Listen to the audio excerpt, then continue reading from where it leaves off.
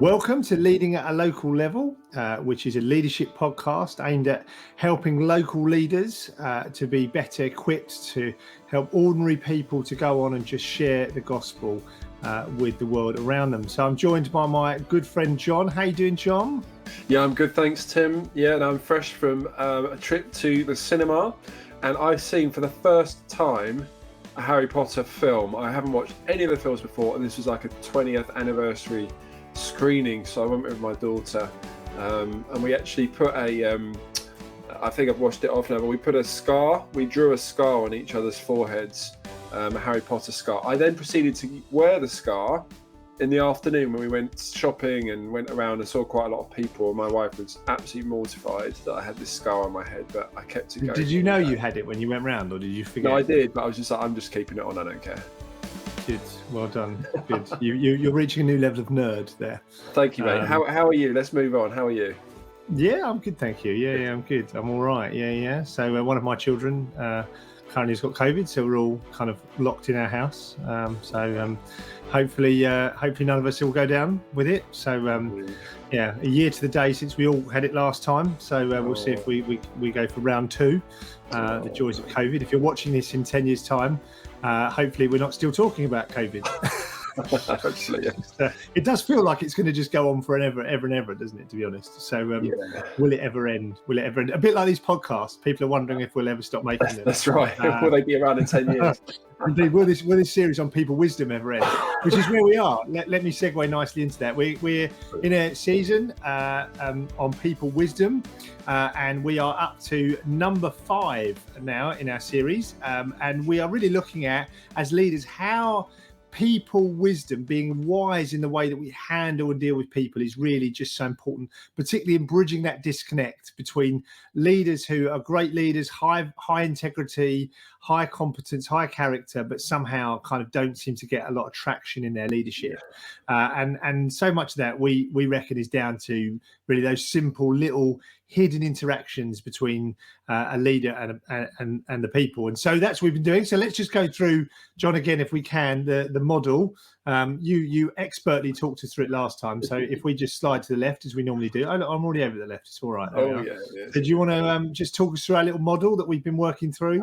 Absolutely. So yeah, the very center of the model, of course, is God awareness. So it's actually about being aware of what God is doing in our lives and the lives of other people, in the situation that we're in. That might be your church, for example. What is God doing and what is God saying? Absolutely central to all of this. And then from there comes that sense of how are we growing in self-awareness, and in a healthy way, actually understanding where we're strong, where we need more support and help, and that being a key part of leadership. Self-aware leaders is what we're looking to grow in. Do you want to go for the next two, Tim? Otherwise I'll be...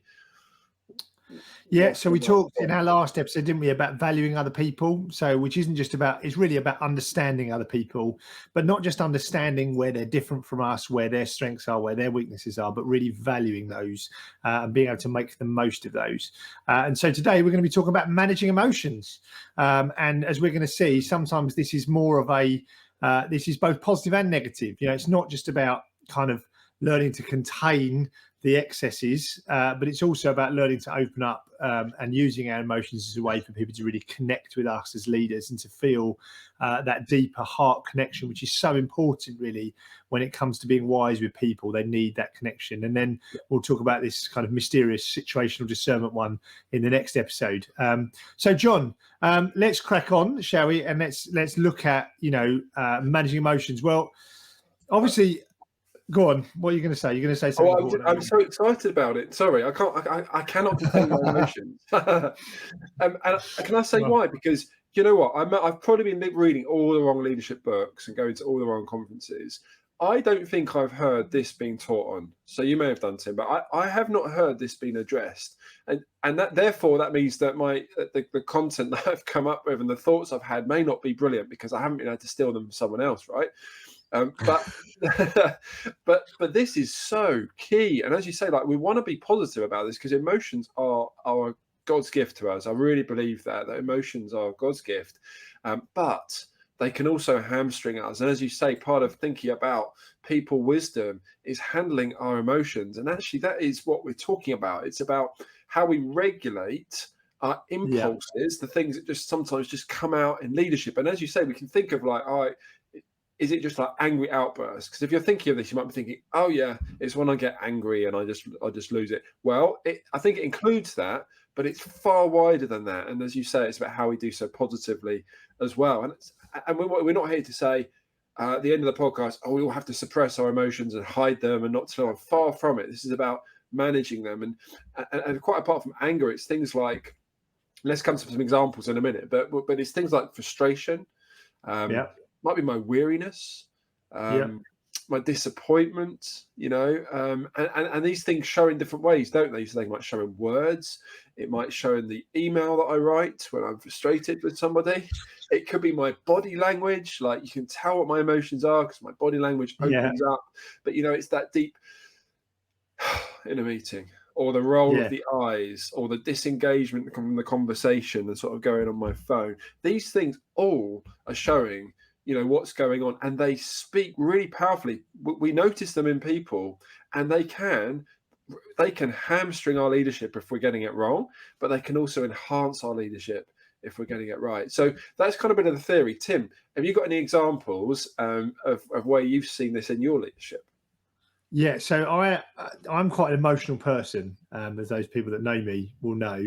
John, you're better at containing your emotions, and I think I see that as a strength and as a weakness. I think my emotional kind of character actually enables people to really connect with me. And I think one of the things that I've learned, I guess, about leadership is that people want to buy into me as a person, particularly in church leadership. Like, people are not, maybe it's different if you're leading a business, but in a church, part of the reason that people kind of are often part of a church is because of the elders, because of the leaders involved in a church. And if they struggle to connect with you as a person, as a leader, it is harder for them to kind of engage sometimes with church, particularly if you're in a smaller church. If you're in a church of, say, 50 people or less, the elders or the pastor particularly is such a key person. And if I can't connect to that person emotionally, it is hard to continue to sort of really enjoy that. And when you feel very invested and connected to a person, it just changes leadership, really. And so I think part of my emotional nature is what helps me to be a successful leader is people know how I'm feeling, they feel connected to me. But there are times when I think it's negative. One of my things is I'm quite passionate about doing like new ideas and developing people and going for it. But one of the things I do is, particularly when I get a little bit frustrated, I'm apt to give feedback. I love giving feedback. I'm not sure everyone enjoys receiving feedback, but I love giving it. And one of the things I've learned is I need to manage when I give that feedback. So my dad always taught me my dad was good at this. He'd say, always, if somebody give feedback on preaching, wait until Wednesday. Just think, wait till Wednesday, because it kind of takes the emotion out of it for them and for you, when you're giving feedback. And I know that often I've done it, we've done a service and someone's led a, like maybe a special event. And I remember once they did a special event and I wrote a 2-page document on areas for improvement, and sent it like a day or so after they'd done it. And they came back to me later and again, they were like, just want to say, that was really discouraging. I was like, sorry, that wasn't my intention. But I was just obviously like really keen to kind of, do better. And there were things we could have done better. And actually overall I thought it was good. But yeah, learning to manage that. What about you, John? You got any other examples? Oh, yeah. I mean, I think for me, email responses has been a big thing. And I've definitely done it myself. I've seen a couple of relationships actually damaged, currently still beyond repair through some repeated not managing frustration, and through emails where careless words are written and sent in the moment. Again, I think most of us know that, don't we? Just don't send the email, pause for 24 hours. But that's our emotions coming through, through emails, through written stuff as well. I've seen it in a church small group. I think we gave an example of this before, where a very gifted, godly lady leading one of the study groups I was in as a student, but her frustration at people's lack of preparation or their answers not being great was just so visible, and it led to the whole mood of the group just people didn't fear. They feared answering, giving the wrong question or saying that they hadn't actually prepared their study for the week. So there's Yeah. Let's do some more of like our failures. This is always good, isn't it? Other areas of failure. So one of mine is like verbal diarrhea. So I'm a regular. John's a good friend of mine, so he knows this. But I realize when I'm worried about something, I just tend to talk about it, and so I'll often talk about it with sometimes too many people, and I'll be too open about how I'm feeling or how I'm worried about something, and so I struggle sometimes to kind of stop talking. And again, that's a good thing and a bad thing, because in some ways, like, when you talk about stuff, it does enable people to connect with you, but managing that level of talk is so important. And I think I would always tend to rather over communicate than under communicate, but that for me is a major area of weakness. John, have you ever been to church meetings? Yes. Have you ever sat in a church meeting? It's like, I don't know why churches ever got into having church meetings. I just think that there's certainly I suppose there's not a huge amount of biblical precedent for them, but they just seem to be. I'm sure the enemy created those. I'm sure the devil thought, what can I do to derail the church? What we need to do is have a business meeting. Just like, it seems to be the worst place. And leaders undo themselves. I've seen so many different leaders undo themselves, including myself sometimes in meetings like that. And that's where sometimes that kind of frustration, anger just boils over, and suddenly people just kind of, this big emotional outburst happens. Really destructive. I mean, as you said, I am less visibly emotional, and we'll get to that in a minute, how that can also be a problem. But I've had church meetings before where I have been so angry and frustrated as a result of them that, interestingly, it's affected my ability to lead in the weeks after that. I've been angry at the person who asked a question that we thought we dealt with before a church meeting, but it was still asked openly. And it was just asked openly, deliberately, to just, I don't know, just to stir something up. And I've been so angry with them that it's affected my actually ability to communicate with them. It's sometimes led to how we're kind of thinking about teaching, and it's impacted. So my managing emotions isn't just in the moment, is it? It's also actually, it can then affect our emotions longer term as well. Yeah, and I think it leads on to really nicely just about emotions. I think one of the things that leaders often struggle with is hurt. Like, leaders often, a lot of leaders I know actually have been quite deeply hurt. Tough business leadership, it really is. And people often feel it's like their right to have a bit of a go or a dig at you and that kind of stuff. And people say things, and you've invested your heart and soul into something, and and it gets shot down, or you get shot down, or people leave your church, and it can be so awful. And I think sometimes, managing your emotions is managing that hurt you feel. Being able to, again, just deal with the level of emotional hurt you feel, often in leadership. People do often respond from a position of hurt, and so much of what they do is really, they are just damaged. And when we're hurt and we're wounded and struggling with leadership, I think we need to recognise that if we don't manage the hurt within us, I think that we're going to then let that overspill, and it will just splash right into life, really, won't it, and leadership. So. Absolutely, and we'll talk a bit more in a minute or two about strategies, about how we can sort of look at underlying and say, why am I responding like this? Because there is usually a reason. But just to say that the impact of this, I've already alluded to it, can be quite significant. And my experience is that well, let me ask this: has anybody ever said to you, Tim, like, I'm leaving this team, or I'm leaving the church, or whatever it is, because of your emotions? Has anyone ever said that to you? No, they haven't said it to me, but I've certainly seen other people leave churches. People have spoken to me about why they're leaving other churches, and I think it is a number of reasons. I remember someone once said to me, that I just feel like this church is a bit too depressed, because it was all a bit heavy and a bit kind of, intense and a bit sort of negative, always sort of seemed to be a bit like that. And, I've had other people that have left churches because it's just almost too positive. Like nothing's but almost falsely positive, rather than managing real emotions, it was just pretend. And it was like, this isn't real. You're pretending everything's wonderful when it isn't. So I haven't had people leave me for that reason, but I think maybe they have, they just haven't told me. But that's my point, really. I think it's obviously, it's a really hard conversation to have, but actually, my experience is very similar. That as one of the reasons people can sometimes move on or leave organisations as well, or teams, can be because of the emotions of the leader or the leadership. And just important that we note that, because I've never heard anyone say it, because it's a very sensitive thing to say. But when you actually dig in and ask people about why they've left somewhere, they might tell you. So I think as leaders, it's being aware of that and being aware that might be a factor, both for good and for ill sometimes, of why people join us and why people leave us as well. Because a lot of us are just, I think it's back to self-awareness thing. We're just a bit ignorant of how our mood and our actions can appear. You know, there can be times, can't we can think, you mentioned it in the last episode, you know, are there times when people aren't telling me the whole truth? You know, am I really hearing what they think, or am I just hearing, you know, part of it, or an excuse? And the thing is, that could be due to the emotions we give off. People might be too scared to tell you why they're not going to attend your meeting because of your response. So it's just being aware of that.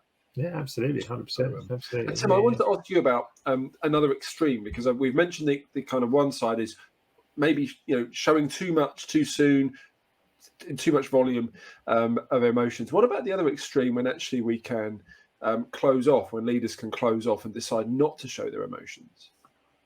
Yeah, I think this is I think sometimes it's worse, actually. I think it's caused more damage than the other way. I think at least when someone's emotional, you know, at least you know really kind of how they're feeling, and at least you can process that and you can kind of get on board with it. I think there's a sense of it. So this is authentic. This leader is honest, he's feeling. But I think always it's worse when you don't show emotion. I know that there was a whole kind of previous generation of leaders that would very much kind of say, well, I'm the leader, I can't kind of show vulnerability. And I'm sorry, I just think that era is gone, I'm afraid. I think that, you know, people are looking for deep relational connection. You know, if they're going to follow you, they're going to follow you, the person, not just you, the idea. And I think the other extreme is that people don't open up, or they think they're opening up, but people want to be involved. People want to be, particularly in smaller churches. A lot of the people that are listening to this podcast, you know, are not leading churches of 1,000 people where you're very distant. You know, you're leading churches of 30 people or 50 people or less sometimes, you know, maybe a few more here or there, you know, and actually just this illusion that, you know, you're the leader and you need to be separate. It's just crazy, I think. And I think one of the biggest things that switches people off is, I just don't know what this guy's feeling. I don't know what this lady's all about. I can't connect with her. I just think, you know, it's always real. It's always pretend. It feels pretend, you know, and I just think, it's way more dangerous almost. And that's what we say about managing your emotions. Managing your opening up of your emotions is so important, so important. And I know that there's this great fear, isn't there, that if you open up to people that they'll take advantage, but that has not been my experience at all. My experience is that when you open up, people are, you know, so willing to kind of come alongside and support you. And because if you're struggling, people want to come along, get underneath you, support you, care for you, you know, not beat you down. I mean, I think, you know, if that's your impression, I think you've missed something. Sorry, I just went off on one there. But no, it's really good. And I think, I need to hear that, because that can be where I can go to. And I've been criticised about that in the past. I hide my emotions. And to be honest, in my professional life, that's what I have to do, you know, and it's just being aware that actually when you carry that into relationships, that it's really important that we are showing ourselves appropriately. So this is about, as we've been saying, it's about regulating, managing our emotions. It's being open and vulnerable at the right moments. And we're going to talk about that in the next episode, aren't we, about the situation, which I'm really looking forward to, and people wanting to connect to someone who's real, not necessarily someone who's always right. I think there's someone famous who has that catchphrase as well. So actually, and it's a challenge for us, as you said, it can be a challenge because we're often surrounded by people who struggle to guard their emotional responses, right? People sometimes think if you're the pastor or your leader, they've got free reign to just let their emotions go. And we sometimes need to challenge that. And that's not always appropriate. We're just human, all right? We can't cope with everything that's thrown at us always. So let's kind of be kind. And it's another real reason why I really think leaders should be getting together in huddles, whatever you call them, and having times where you can lament, but actually also just say, here's a challenge. Here's something that I've struggled with. We don't need to name the people or break confidentiality, but how do I cope with this, and to support one another? But we need to model a better way. And we'll get onto that in a moment. I wonder, just before we get onto strategy, can I talk about mood contagion? Yeah, go for it. Yeah. Is that right? Because I love, that's a leading question, isn't it? Because if you said no, I would have talked about it anyway. But we talk about COVID, we talk about other infectious diseases, being contagious. But I never knew this, but this is a bit of my reading. But evidence shows that moods are just as contagious. Wow. I think about your obviously yawning. You kind of see someone yawn, you kind of like, even now I'm thinking of yawning, I'm about to yawn. But our emotions impact other people significantly. So they've done studies on nursing teams and things like that in hospitals, and they show that mood spread, that emotions of teams and groups of people track together. Usually it's through non-verbal stuff. A real encouragement. We're talking about fun, I think, recently on this podcast, but actually the emotions that spread most quickly spread through humor. So that's really key. So the positive emotions spread even quicker than the negative emotions, which is really, really encouraging. But also, it's what's interesting is that the moods that spread the fastest are those that start or involve the leader. Wow. And I think we kind of know that intuitively, don't we? The impact that we can have, and that's a real reason for us to be aware of how we're regulating moods. People take their emotional cues from us. They listen to us. And you might even call it emotional leadership. So, and as you said, managing the extremes of game face versus everything's out in the open, not needing to be thinking I need to be relentlessly positive and spread loads of good mood. If it's fake, then people will pick up on that as well. So how about you, Tim? What would you think is a dominant emotion? Do you think that people might pick up from you? I haven't told you I was going to ask you that, but what sort of dominant emotion over the last month? Over the last month? Right. Okay. Wow, that's a powerful question. Yeah. Well, I think some of it probably is a combination of say tiredness. Yeah. The sun's just started to shine, John. Look at that through your window. Look at that. Right, it was almost like the Lord is shining upon me. But yeah, for those of you listening, you won't see that John's now illuminated in an angel-like way. I think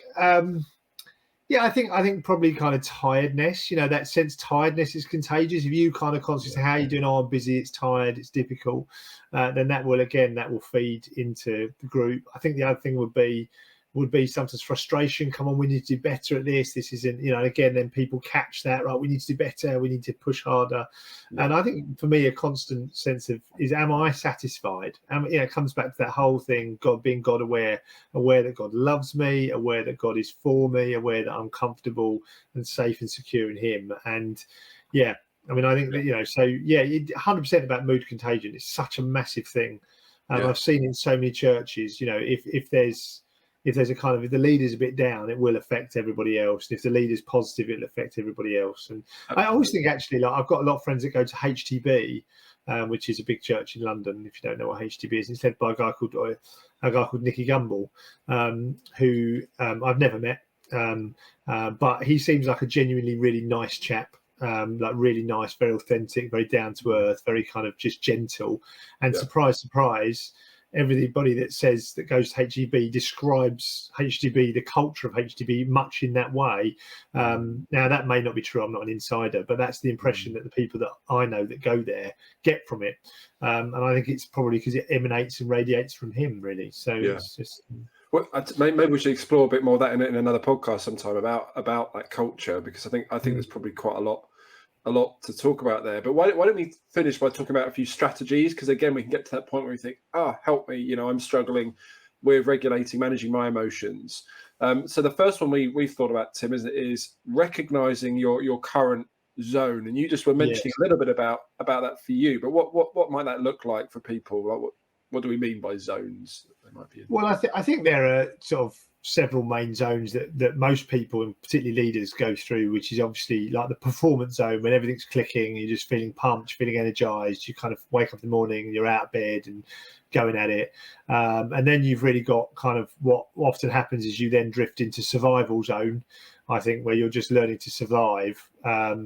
and you're like, I just feel like I'm getting through the weeks here. Like, it's not awful. I'm not falling apart, but I'm just, I'm just functioning.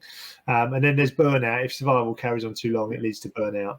And so then there's a few people that, hopefully don't get into that. And then the last one is a kind of recovery zone, really, where you're recovering from either survival mode or burnout mode. And you're just kind of in a little bit of a holding pattern. And I think understanding that is quite important to manage your emotions, because if you're feeling like you're in survival mode, it will affect how you feel. If you're feeling like, you're going to communicate that, realizing that, that kind of, as we'll talk about in the next episode, situational discernment is understanding kind of collectively whether your team is in the same place as you are, because sometimes you're ahead of your team, so you're feeling surviving and burning out really, and your team is still kind of energized and pumped, and or you're in the performance zone and your church is still in the sort of recovery zone or whatever. So I think understanding that to me is so important. Yeah, no, that's really good. Really resonates with me. I think another one, another strategy is to anticipate emotional situations. So we mentioned like the church meeting example, and I find that for a lot of meetings, it's why we're preparing well for them, thinking what is likely to happen in this meeting. Like, how might so and so respond to what I'm saying? How can I prepare to respond in a helpful way, because I know that I'm going to get angry and frustrated when so-and-so says such and such. And there's really good evidence to show that when we mentally rehearse scenarios, this is the way that we learn this kind of way of thinking. Actually, the better that we do, we can actually mentally rehearse conversations. So I can think, okay, I'm going to go and, Tim's going to disagree with me on this, and he's going to point out that I could have been better at my timekeeping, and that's going to really frustrate me because it's another criticism. I've had so many this week. How am I going to respond in that moment? Because I'm going to feel that. Is that absolutely. I mean, I think now I prepare more emotionally than I do like in terms of practically. I think we often spend a lot of time preparing our PowerPoint presentation, our information. We assume that people are going to, if I present all the information wonderfully, they'll respond wonderfully, but it doesn't work like that. I think you're thinking, and this is where knowing your team is so important, valuing people. That comes back to our second point. If you understand people, if we talk about, let's pick an example that's really obvious. We decided that we're going to knock down a portion of the church and rebuild it, physically, the building, the 86-year-old lady that's been here for the last 86 years is going to feel kind of nervous about that, and you've got other people that are going to be thinking about the financial implications, or some people are going to be like not bothered at all, and trying to anticipate that. I think I'd spend more time preparing how I'm going to respond to the emotional questions and predicting the emotions that people are going to feel, rather than I do about preparing the content, the information, because interesting, almost I can predetermine who's going to respond in what way almost always to to stuff. I know that person's going to be excited, that person's going to be thoughtful, that person's going to be emotional. I've got someone in my team who always reacts very emotionally, just a big emotional outburst to anything we suggest. But I know that give that person, even half an hour, and they'll be completely different. And you just got to know that. And so I don't react when they go, just think it's part of your process. That's cool. Nothing wrong with that. It's just change. You don't like change. So, wow. It's like this all links together. It's like we should have them in like a circle, just linking together. Genius, John. It's like there should be a model, isn't there? A model. We like models. I think that's really helpful. And actually, I hadn't thought about it that way, preparing emotionally even more than preparing practically. So that's really good. What's the third one, Tim? A third strategy? So I've got to look at my notes, John. Since my computer died, it's all gone wrong. Here we are. Planned vulnerability. So you plan your opportunities to be vulnerable. Was that what you were going for? Was I expected to say that? I think so. Yeah, I think so. That sounds good to me. Yeah. Well, I think you've got to take opportunity, haven't you, to plan to be vulnerable. Do you ever do that, John, or have I just made that up? Yeah, I think it's for me. I am I'm naturally very deadpan, and so I will naturally just hold everything in. And I've been playfully reminded by people that they want to see my emotion a little bit, and they want to see a little bit inside what's going on. And so actually, to be honest, I did it very recently, just today on a call where I decided what I was going to share, because I felt I needed to let people in a bit. Because if I left it another 2 weeks and said, "Oh, this has all been going on, this challenge, that challenge," people just like, "Why didn't you share that with us at the time? Like, we actually care for you. We want to pray for you." But equally, if I shared everything, it probably would have been a bit inappropriate for that meeting. And so I planned, just talk a bit about my health and a couple of challenges I've had, and I think that was the right thing to do today.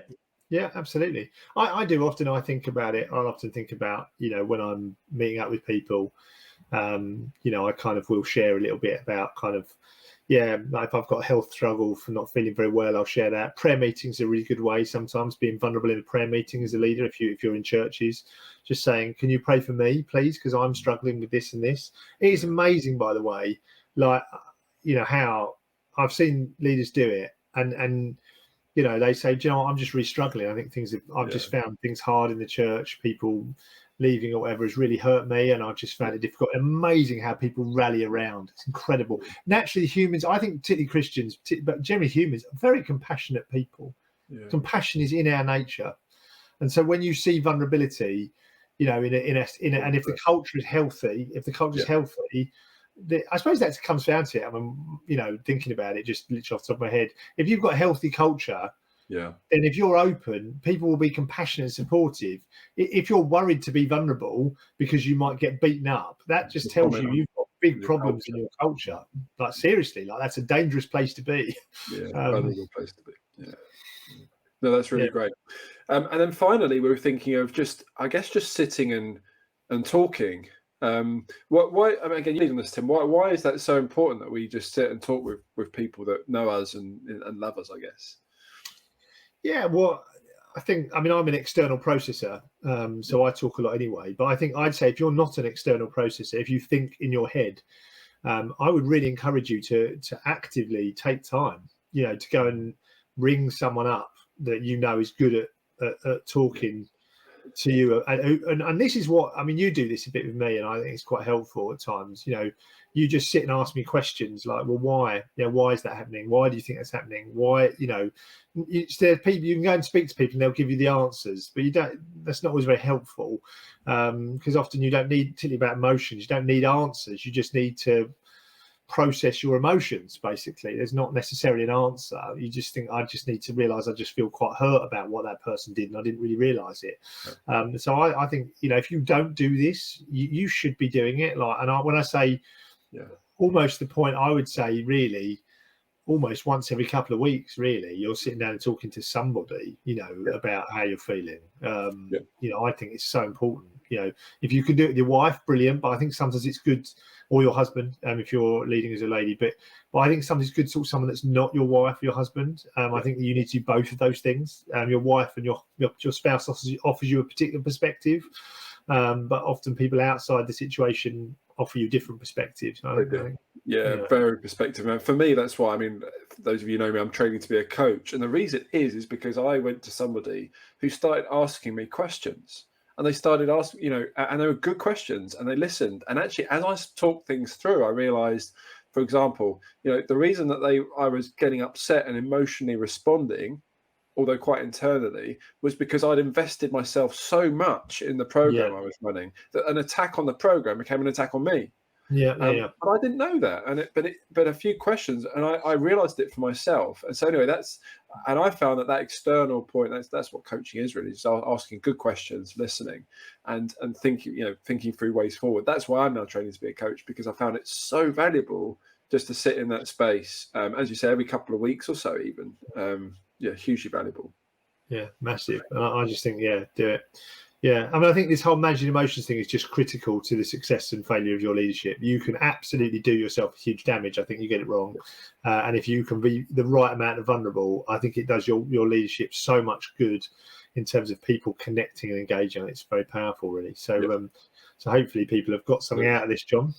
Absolutely. Cheers, Tim. Hopefully, indeed. Well, apologies for the technical error that occurred in the middle. Hopefully it hasn't destroyed the quality of the podcast. Hopefully our good friend Drew, who helps us out, will make it seamless, smooth like silk. So it's good. But until next time, John.